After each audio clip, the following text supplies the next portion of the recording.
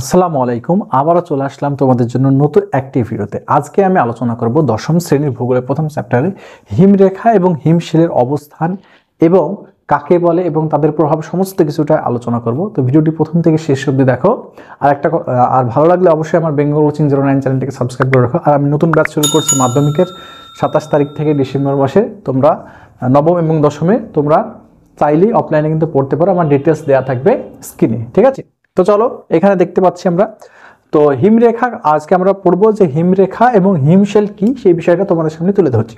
তো দেখো, হিমরেখা কি, যে বলছে হিমশীতল পার্বত্য বা মেরু অঞ্চলে, হিমশীতল পার্বত্য বা মেরু অঞ্চলে যখন যে সীমারেখার উপরে, যে কাল্পনিক সীমারেখার উপরে সারা বছর বরফ জমে, সারা বছর কি বরফ জমে এবং তার নিচে সারা বছর বরফ গলে। দেখো, এখানে একটা পর্বত অঞ্চল তোমরা দেখতে পাচ্ছ ছবিতে।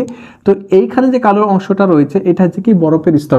এই যে রেখাটা দেখতে পাচ্ছ, এই রেখাটার উপরে সারা বছর কিন্তু বরফ জমে থাকে, আর ঠিক এই রেখাটার নিচে কি সারা বছর কি বরফ গলতে থাকে। তাহলে এই যে কাল্পনিক রেখাটা, এই রেখাটাকে আমরা কি বলি?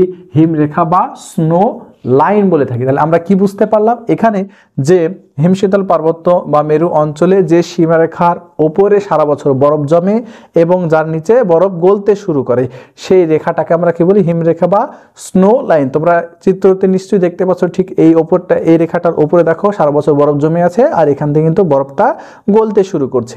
এইটাকে বলা হয় কি? হিমরেখা বা স্নো লাইন। তো এই হিমরেখা উচ্চতা কিন্তু তোমার অক্ষাংশ ভেদে কিন্তু বিভিন্ন হয়। যেমন নিরক্ষীয় অঞ্চলে এর উচ্চতা প্রায়, নিরক্ষীয় অঞ্চলের অন্যতম একটি পর্বত যেটা আন্দিজ পর্বত আমরা জেনে থাকি, সেই পর্বতে প্রায় 5400 মিটার।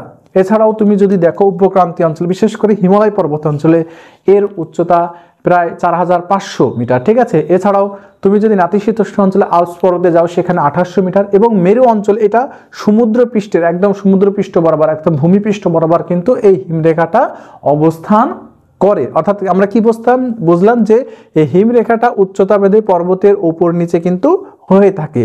তো এবার আসছে কি, যে এই যে হিমরেখাটা, এই হিমরেখাটার প্রকারভেদ। দেখো, হিমরেখাকে সাধারণত দুই ভাগে ভাগ করা হয়। একটা হচ্ছে স্থায়ী হিমরেখা, আর একটা কি অস্থায়ী হিমরেখা। তো যে হিমরেখা হচ্ছে কি, যে স্থায়ী হিমরেখা কি, যে হিমরেখা সারা বছর একই স্থানে অবস্থান করে, সেটাকে বলা হয় স্থায়ী হিমরেখা। আর যে হিমরেখা বছরের বিভিন্ন সময়, অর্থাৎ শীত এবং গ্রীষ্মের দিকে যখন ওঠানামা করে, তখন সেইটাকে শীতের সময় নিচে নেমে যায় এবং গ্রীষ্মের সময় আবার উপরের দিকে যদি উঠে যায়, সেটাকে বলা হয় অস্থায়ী হিমরেখা। তো এই হিমরেখাটা বিভিন্ন বিষয়ের উপর নির্ভর করে, যেমন পর্বতের উচ্চতা, অক্ষাংশ, ভূমির ঢাল, জলীয় বাষ্প, বায়ু প্রবাহ ইত্যাদির উপর কিন্তু এই হিমরেখাটার উচ্চতা কিন্তু নির্ভর করে থাকে, ঠিক আছে?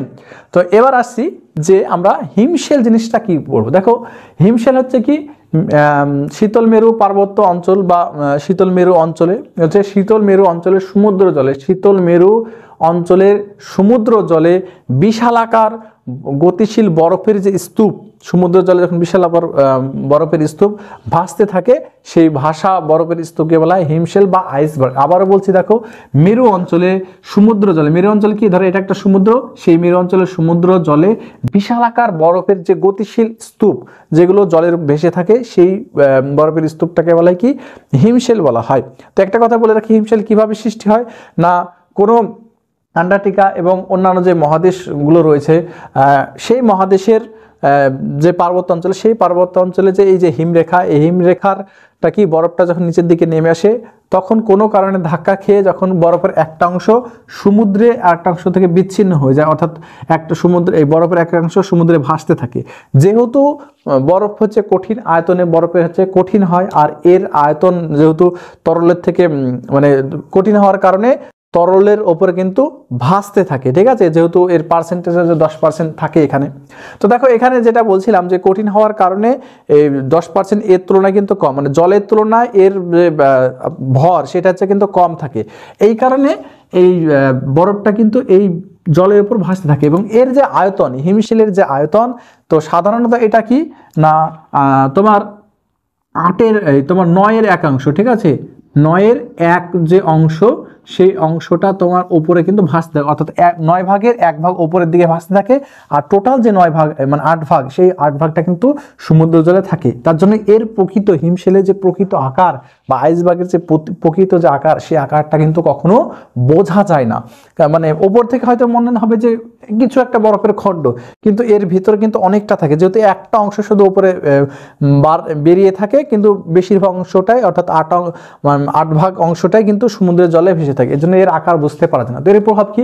যেহেতু এর আকার বুঝতে পারা যায় না এই হিমশিলের, এই কারণে কি হয় না, অনেক সময় সমুদ্রে দুর্ঘটনা ঘটতে পারে, বিশেষ করে জাহাজের সঙ্গে ধাক্কা লাগে। আমরা একটা অন্যতম একটা সিনেমা দেখে থাকি, একটা বিখ্যাত সিনেমা, সেটা যে টাইটানিক সিনেমা। যে টাইটানিক সিনেমাটা আটলান্টিক মহাসাগরে এই হিমশিলের সঙ্গে ধাক্কা খেয়ে কিন্তু ডুবে গিয়েছিল এই হিমশিল, ঠিক আছে, আটলান্টিক মহাসাগরে। এছাড়াও কি এর আরেকটা প্রভাব কি হিমশিল, এই হিমশিলের যে বরফগুলো সেটা নাতিশীতোষ্ণ অঞ্চলে যখন উষ্ণ সমুদ্রের মানে স্রোতের সংস্পর্শে আসে, হিমশীতল নাতিশীতোষ্ণ অঞ্চলে সমুদ্রে যখন উষ্ণ স্রোতের সংস্পর্শে আসে, তখন এই যে বরফ, এই বরফটা গলতে শুরু করে, এবং এর বরফের মধ্যে থাকা যে নুড়ি বালি পাথর থাকে, সেগুলো কিন্তু আস্তে আস্তে সমুদ্রের তলদেশে জমতে শুরু করে। এই জমাটাকে বলা হয় মগ্নচড়া। এই মগ্নচড়ায় প্রচুর পরিমাণে মাছ উৎপাদন করে যারা মৎস্য চাষীরা, এখান থেকে মাছ কিন্তু ধরা হয়, যেমন কি ডগহর্স ব্যাংক, গ্র্যান্ড ব্যাংকস ইত্যাদি কিন্তু এই আটলান্টিক মহাসাগরে কিন্তু সৃষ্টি হয়েছে। এই ছিল হিমশিল। আশা করি তোমরা বুঝতে পারলে যে হিমরেখা কি আর হিমশিল কি এবং কিভাবে সৃষ্টি। হিমরেখা কি, যে সীমারেখার উপর সারা বছর বরফ জমে এবং সারা বছর কি বরফ গলতে শুরু করে, সেই কাল্পনিক রেখাটাকে আমরা কি হিমরেখা বা স্নো লাইন বলি। আর কি সমুদ্র জলে ভাসমান বিশাল আকার বরফের স্তরকে আমরা কি হিমশিল বলে থাকি, যার তোমার 1 অংশ উপরে থাকে আর 8 অংশ মানে 9-এর 1 অংশ উপরে থাকে, আর বাকি অংশটা জলের তলায় কিন্তু ডুবে থাকে। এই হচ্ছে আজকের বিষয়বস্তু।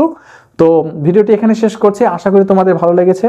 তো অবশ্যই লাইক করে দিও আর বেশি বেশি করে ভিডিওটা শেয়ার করে দিও, আর অফলাইনে অবশ্যই যোগাযোগ করো আমার সঙ্গে। ধন্যবাদ সকলকে পুরো ভিডিওটি দেখার জন্য।